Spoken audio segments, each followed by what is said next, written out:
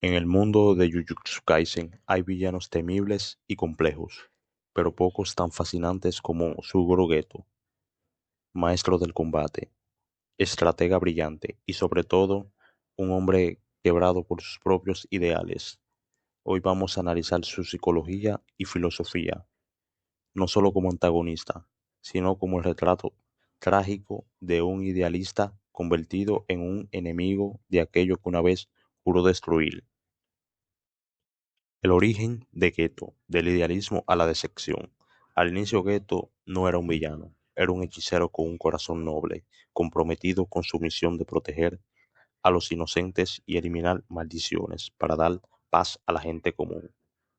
Junto a Satoru Gojo, este representaba la esperanza de una generación de hechiceros, un dúo que equilibraba poder y compasión.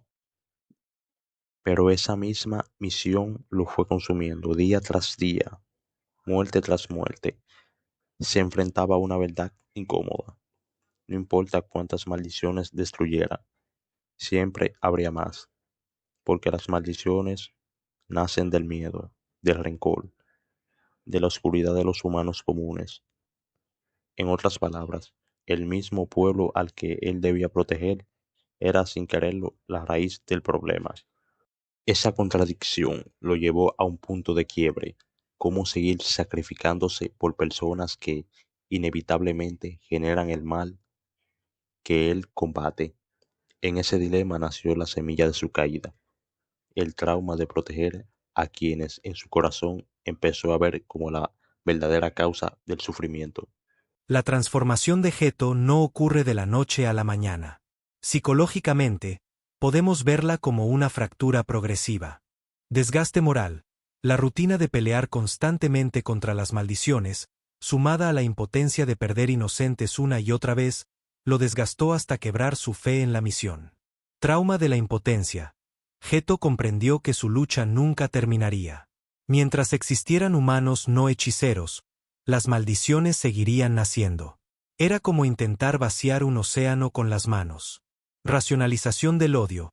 Ante ese dolor, creó una nueva ideología para sobrevivir. Si eliminamos a los no hechiceros, eliminamos la fuente del mal.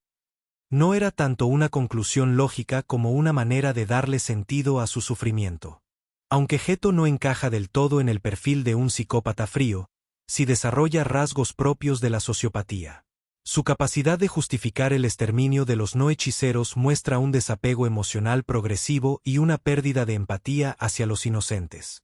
No es que no pudiera sentir, sino que terminó moldeando sus emociones para que encajaran en su visión extrema del mundo, lo cual es típico de una mente que racionaliza el mal como si fuera un bien necesario. Uno de los rasgos más claros en Geto es su complejo de Salvador.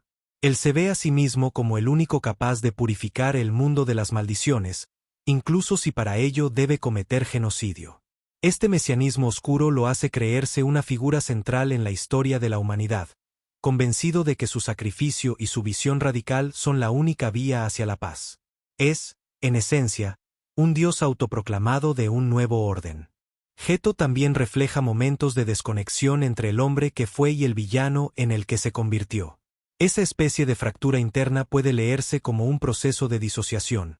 Una parte de él seguía siendo el amigo de Gojo, el hechicero noble que amaba proteger, mientras que otra parte tomó el control, alimentada por odio y resentimiento. Esta dualidad es la que lo hace tan trágico, porque incluso en sus actos más crueles aún se perciben destellos de humanidad. No podemos olvidar que Geto vivió en carne propia el desgaste brutal de su trabajo. Ver morir a inocentes, luchar contra maldiciones sin descanso y cargar con una misión imposible generó en él síntomas propios del estrés postraumático: insomnio, agotamiento físico y mental, pérdida de apetito y deterioro general. Todo esto debilitó su juicio y lo hizo más vulnerable a adoptar posturas extremas. Su radicalización no nació de un vacío, sino de un cuerpo y una mente que ya no podían sostener tanto dolor. La filosofía de Suguru Geto no nace de la ambición vacía ni de un deseo de poder puro. Surge del dolor. Al inicio, él era un joven que creía en el ideal más noble: usar sus habilidades para proteger a los débiles. Pero con el tiempo, esa misión empezó a corroerlo.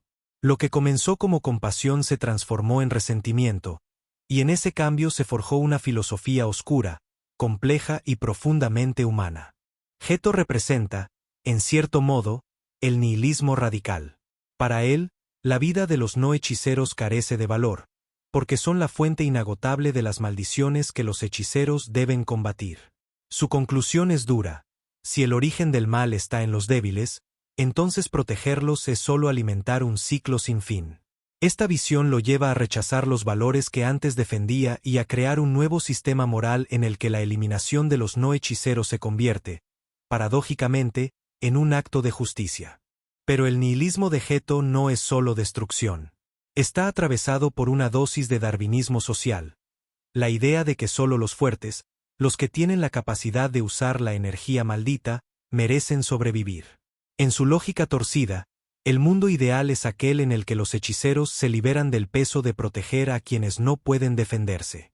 Lo débil deja de ser visto como algo que merece compasión, y se convierte en un lastre que debe ser eliminado.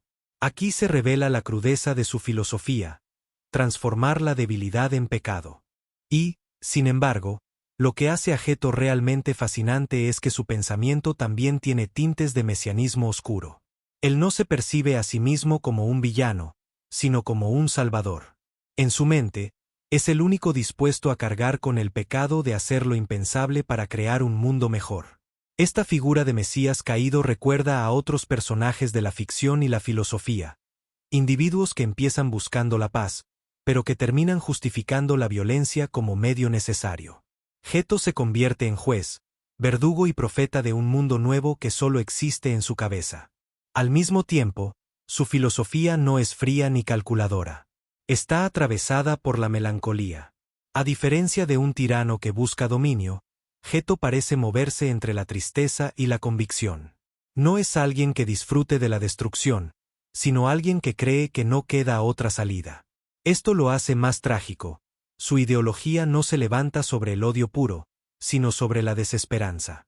Es la voz de un hombre que quiso salvar, pero que se quebró al darse cuenta de que salvar significaba enfrentar un ciclo imposible de detener. En última instancia, la filosofía de Geto es un espejo oscuro de la condición humana. Nos obliga a preguntarnos: ¿qué pasa cuando un ideal noble se encuentra con una realidad demasiado cruel? ¿Hasta dónde puede un hombre distorsionar la compasión hasta convertirla en violencia? Geto nos muestra que, cuando los ideales se fracturan, la filosofía puede volverse un arma peligrosa, capaz de justificar el peor de los horrores en nombre de un bien mayor. Aun en su versión más oscura, Geto nunca perdió completamente su humanidad. Sentía afecto por sus compañeros, mostraba lealtad y cargaba con una melancolía constante. Era un villano, sí, pero uno que no pudo arrancarse del todo sus raíces como hombre compasivo. Esa dualidad lo vuelve más trágico que simplemente malvado. Era un hechicero atrapado entre dos polos: el idealista que quiso proteger a los inocentes, y el resentido que terminó viéndolos como una plaga. Su caída no fue absoluta. Siempre hubo un rastro de humanidad latiendo en él, y es justamente eso lo que lo hace tan fascinante. El final de Suguro Geto es tan trágico como coherente con su vida. Su derrota no llega solo en el plano físico, sino en el espiritual. En su último encuentro con Goyo, no vemos a un villano despiadado, sino a un viejo amigo roto que, en el fondo, reconoce su fracaso. En ese momento clave, Goyo lo mira con compasión, y Geto, en sus últimas palabras, no grita ni se revela, sino que deja entrever la humanidad que nunca perdió del todo. Ahí se revela la paradoja de su vida. Quiso salvar al mundo a su manera, pero terminó hundiéndose en la desesperanza. Aquí me quiero detener un momento, y es que, a diferencia de los villanos del shonen, este no tuvo una evangelización como tal, sino que simplemente aceptó la derrota, lo cual le suma bastantes puntos en comparación con obras como Naruto. Continuando con el análisis, podemos decir que su muerte no fue el fin y tampoco significó su descenso. Kenyaku tomó su cuerpo usándolo como marioneta para sus propios fines, borrando así cualquier posibilidad de redención. Y aún así, incluso en ese estado de esclavitud, hubo un instante en el incidente de Shibuya donde la voluntad inconsciente de Geto logró imponerse.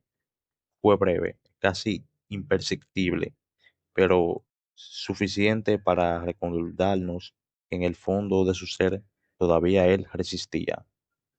Como comentario final, me gustaría agregar que la complejidad de Suguru Geto era tan amplia que diría que es top 3 personajes de la obra, junto con Goyo y Toji.